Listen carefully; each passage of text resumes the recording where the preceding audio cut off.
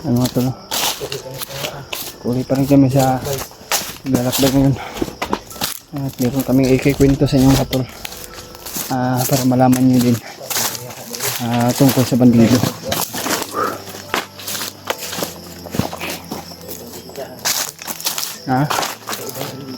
Kaya nga.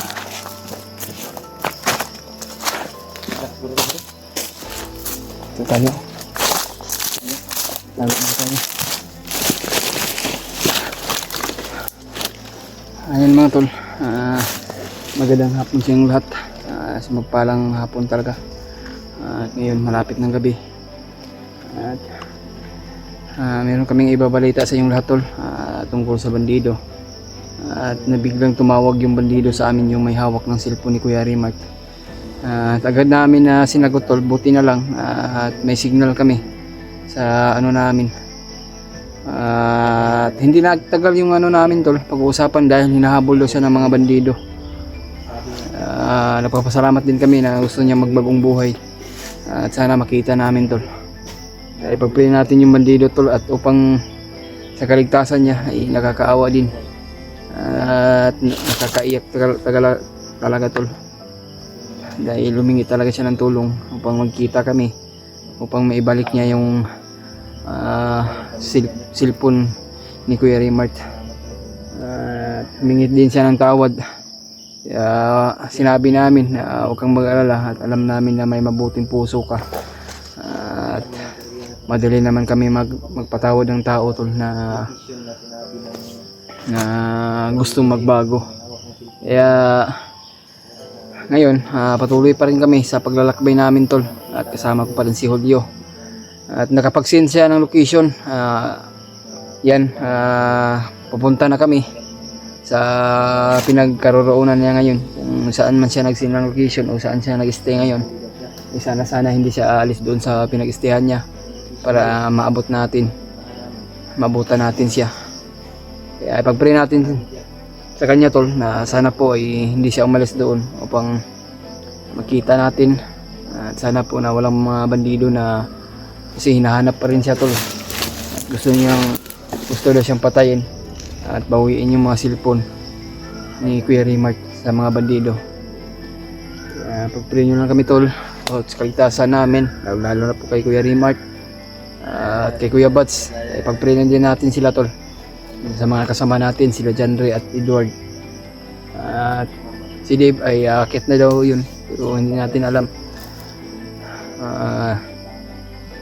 Kaya agad namin to na tuntunan tol na dito kami naabutan, kasi ilang bundok na kaming na ni Julio na daanan. Piyansa ho lang, basing na mga bandido dito napita, pero ano man natin tol. Ayan to, may kalab shoutout sa inyong lahat tol, sa mga sulit supporters natin dyan, sulit na mamahal, at lalo na po sa sulit nating taga-subaybay at sumusuporta. Maraming salamat po talaga sa inyong lahat, sa lahat ng mga OFW natin dyan sa ibang bansa nagtatrabaho. Ingat po kayo palagi, sa mga silent viewers natin dyan. At may kalab shoutout sa inyong lahat tol. Shoutout pala kay Mami Bibs at Maria Teresa Bayugos, at kay Tita Hilma, at Tita Victoria, Tita Rusi. Yan, shoutout sa iyo tita, ate. Ingat po kayo palagi sa mga trabaho nyo o kung nasaan po ngayon. Lalo na po kay Tita Mirna. Ayan, shoutout po sa iyo tita, at ingat po kayo palagi.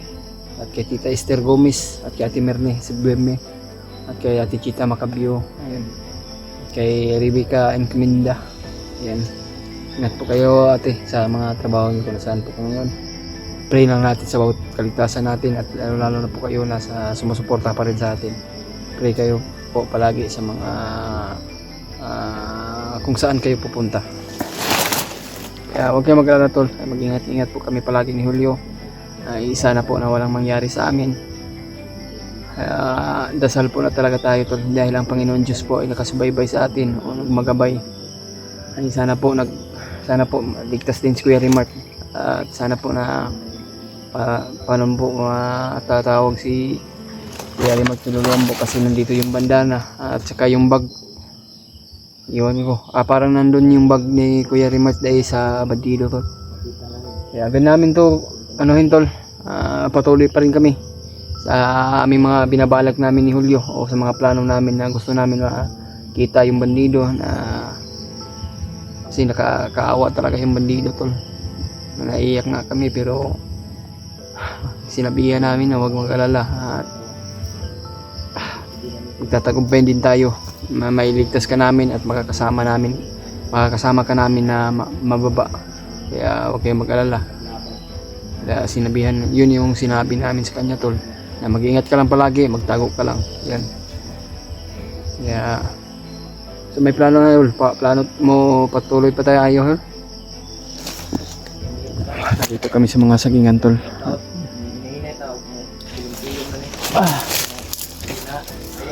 Nani. So hindi namin alam kung bakit kami napunta dito sa sagingan na ito. Kasi dito lang ito yung ano namin na alaanan. Para nalilito na kami ni Julio. Yung pinagkaroroonan namin bago kami dumating dito. Sobrang taas yung kabundukan na inangat namin. Inakyat namin. So, parang dito kami sa buntod-buntod. Yung pag ano namin dyan sa unahan malungawan pa namin yung parang pang tol ba? Yung bakilid pa ganun.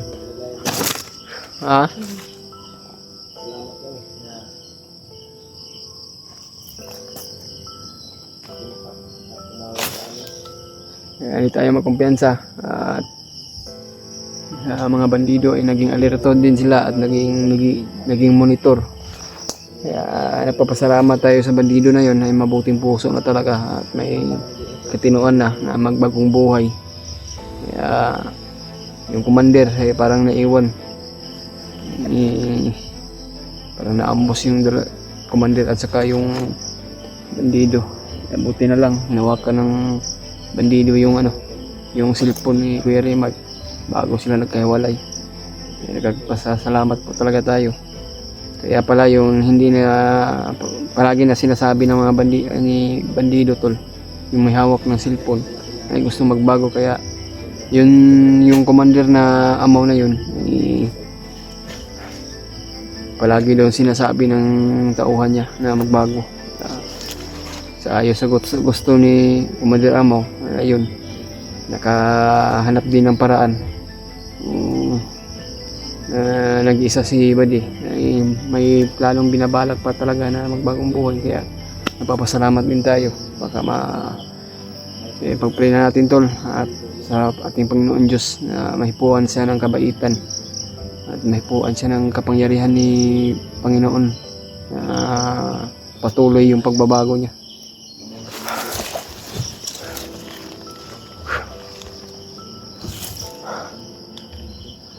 Diyos ko Lord.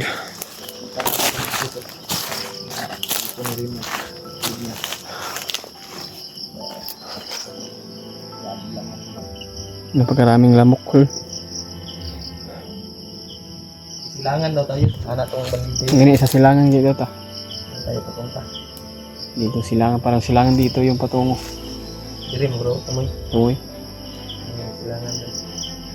Kita na ako sa kumpas ganyan sa cellphone ba na may ko anong cellphone. Dirim ang patulong. Kailangan natin madali talaga.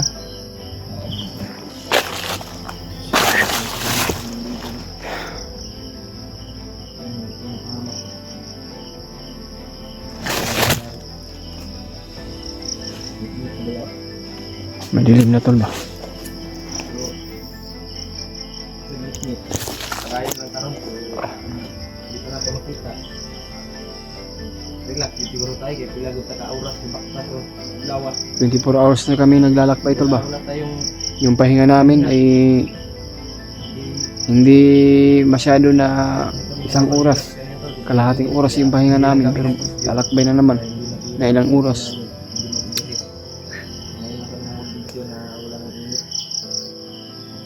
yung cellphone namin mag-birhit na ito. Overheat talaga. Kaya Ngayon lang kami nakapag-video para makita niyo po yung kalagayan namin. Salamat po kami sa mga mensahe nyo at mga share na Sana po na ma-share po niyo itong video tol. At sa mga ibang kasamahan kung ano yung nangyari sa amin. Lalo na po sa kaligtasan ng sa about kilos namin. lahat ng mensahe Para malaman din yung sa mga kasamahan tol kung ano yung nangyari sa amin. Lalo na po kay Kuya Rimart. lahat At sa may hawak ng bandid, sa may hawak sa cellphone ng yung may hawak sa cellphone ni Kuya Rimart. hawak yung signal. Hirapan din kami sa signal tol. Yung iba, mga tulad natin, i-replyan ko talaga. Tulad na tayo, tulad na. Yung iba, hindi natin na-replyan. Signal.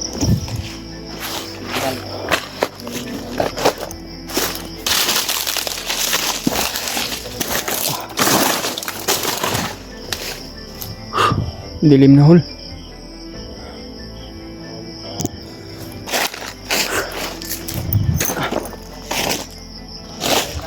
Ganda.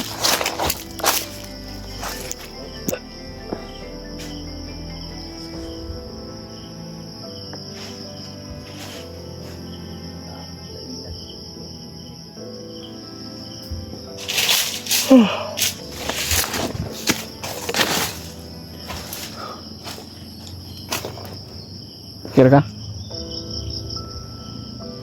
Ito ang cellphone na.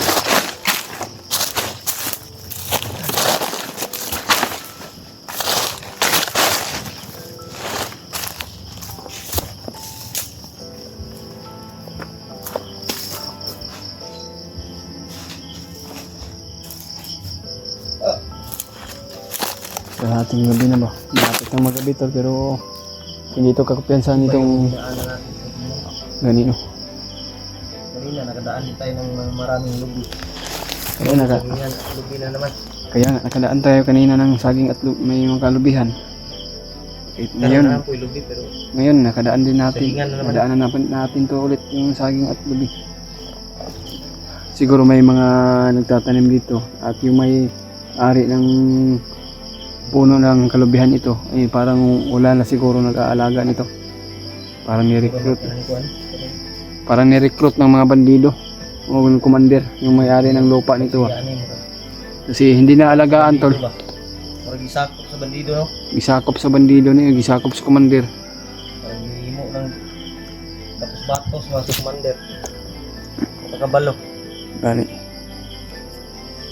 Gabi na talaga ba? Hmm? Ayun, kumusawa. Ha?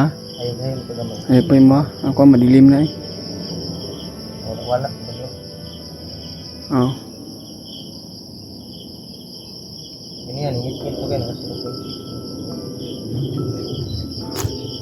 May ikuan, dahil.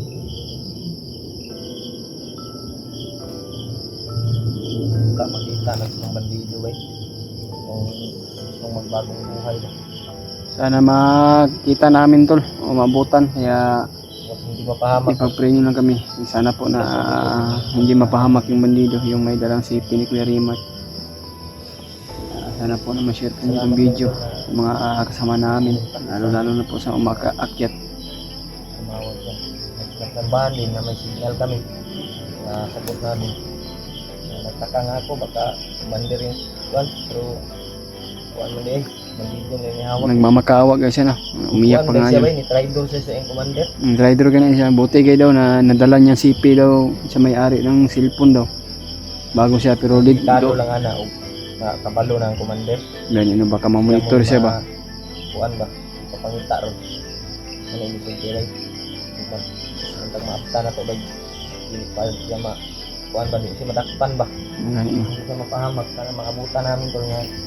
Hindi siya mahuli. Kaawa yung kalagayan niya. May pamilya, dito yun yun. May pamilya yun. Naghanap siya ng gusto niyang magbagong buhay ba kasi hindi na daw niya kaya sa kanyang unang-una ba nga nga na yung trabaho. Kaya napo daw siya anak. Kaya Kakaawa din yung bandido ba? Kaawa din yung Buti na lang Iyak na gani. yun. Buti na lang gani na kaya nahipuan siya ng ano, dasal ng Diyos na magbagong buhay siya. magbagong buhay siya. Kundi na yung pagbaba.